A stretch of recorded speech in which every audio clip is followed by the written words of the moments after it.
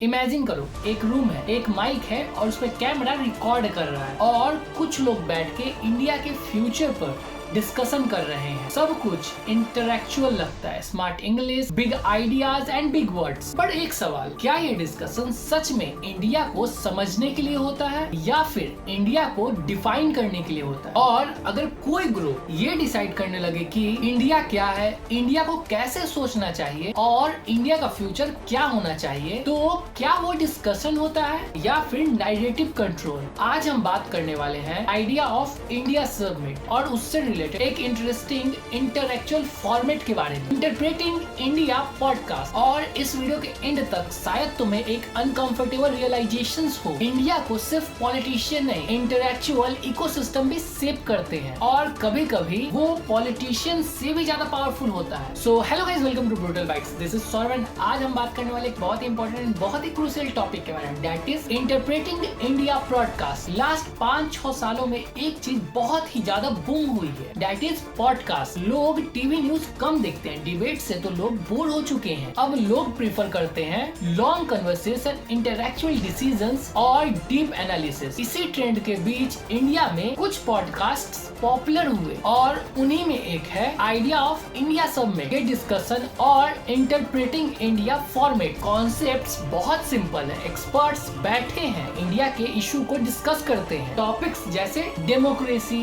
Economy, culture, geopolitics and technology. सुनने में बहुत परफेक्ट लगता है, बट एक रियल क्वेश्चन यहीं पे है, डिस्कशन का फ्रेमिंग कौन डिसाइड करता है? क्योंकि आई बिलीव फ्रेमिंग ही पूरा नैरेटिव सेट करता है। पॉलिटिक्स में सिंपल रूल है, पावर सिर्फ लॉ बनाने से नहीं आता है, पावर तो स्टोरी बनाने से आती है। और तुम लोगों को कन्विंस कर दो कि प्रॉब्लम क्या है, सॉल्यूशन क्या है और विलेन कौन है, तो तुम इनडायरेक्टली सोसाइटी को कंट्रोल कर रहे हो। इसी कॉन्सेप्ट को बोलते हैं नैरेटिव पावर। और इसी वजह से media, think tank, podcast, intellectual platforms, ये सब एक्सट्रीमली पावरफुल होते हैं, क्योंकि ये लोग डिसाइड करते हैं लोग किस लेंस से इंडिया को देखेंगे। इंडिया एक सिंपल कंट्री नहीं है, इंडिया एक सिविलाइजेशन है। थाउजेंड्स ऑफ ईयर का history, dozens of cultures, hundreds of language, different economic realities. Urban India और रूरल इंडिया कंप्लीटली अलग वर्ड है। इसीलिए जब कोई कहता है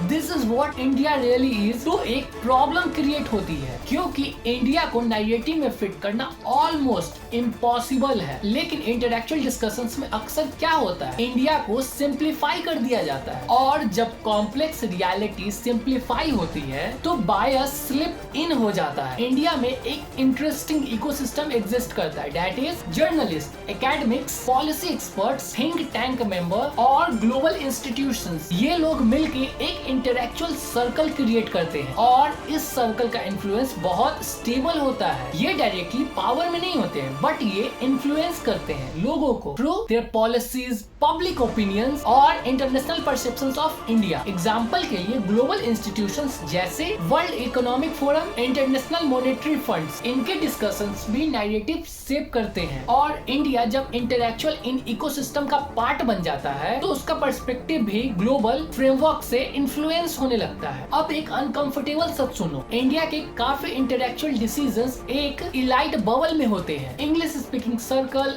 urban audience, academic framework. But India की मेजॉरिटी पॉपुलेशन रूरल है, रीजनल लैंग्वेज बोलती है, कंप्लीटली डिफरेंट कंसर्न फेस करती है। तो जब इंडिया को इंटरप्रेट किया जाता है तो कभी कभी रियल इंडिया मिसिंग होता है। ये प्रॉब्लम सिर्फ इंडिया में नहीं है, अमेरिका और यूरोप में भी है, बट इंडिया में गैप और ज्यादा बड़ा है। आज एक इंटरेस्टिंग क्लास हो रहा है, एक साइड इंटेलेक्चुअल इंडिया और दूसरी side internet India. Internet India है, रॉ है, इमोशनल है और डायरेक्ट है। इंटेलेक्चुअल इंडिया स्ट्रक्चर्ड है, एनालिटिकल है और केयरफुल लैंग्वेज यूज करता है। और कभी कभी ये दोनों वर्ड एक दूसरे को समझ ही नहीं पाते हैं। इसी वजह से सोशल मीडिया पे लोग इसे बोलते हैं इलाइट नैरेटिव और इंटेलेक्चुअल सर्कल बोलता है पॉपुलिज्म। पहले पावर थी टीवी चैनल्स के पास, बट अब पावर धीरे धीरे शिफ्ट हो रही है long form conversation podcast allow करता है, डीप आइडियाज, नॉइज्ड ओपिनियंस और आइडियोलॉजी डिबेट्स। बट प्रॉब्लम वही है, ऑडियंस को ये लगता है कि podcast is equal to natural discussions, लेकिन रियलिटी में वो नेचुरल डिस्कशंस नहीं होता है, क्योंकि हर प्लेटफॉर्म का अपना अपना लेंस होता है, अपना अपना विजन होता है, और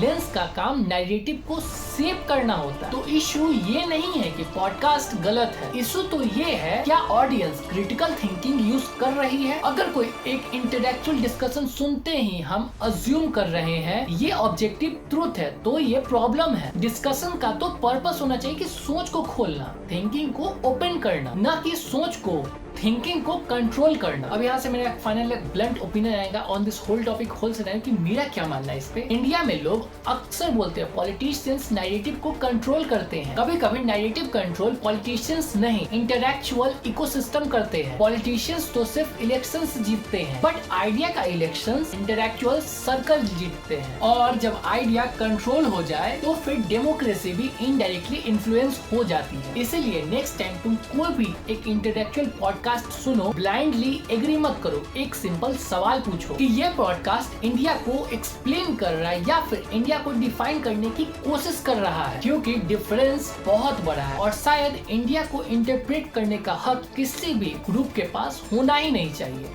so that's it from my side on this topic. अगर आपको ये वीडियो अच्छा लगा तो वीडियो को लाइक करो, चैनल को सब्सक्राइब करो, एंड अगर आप मेरी बातों से एग्री करते हो तो कमेंट में बताओ कि आप मेरी बातों से एग्री करते हो या फिर डिसएग्री करते हो। एंड या वीडियो को फ्रेंड्स और फैमिली के साथ शेयर करो। ट्विटर बाइट्स को फिर से बोल रहा हूँ, याद से सब्सक्राइब करना, एंड बाय बाय के लिए कल मिलते हैं। बाय।